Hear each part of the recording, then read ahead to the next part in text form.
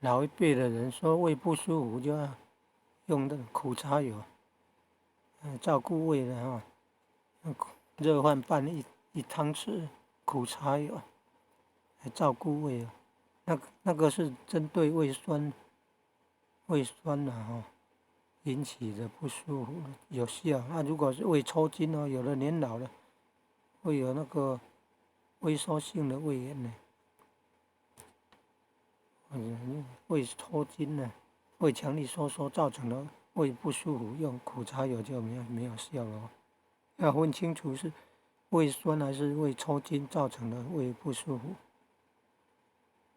胃褶应该是可以，可能都是饿坏了，饿到那个胃肠壁太薄了，所以受不了刺激，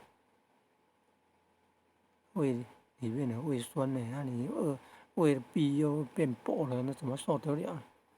所以用那个热饭拌苦茶油、烤茶油来吃有效啊。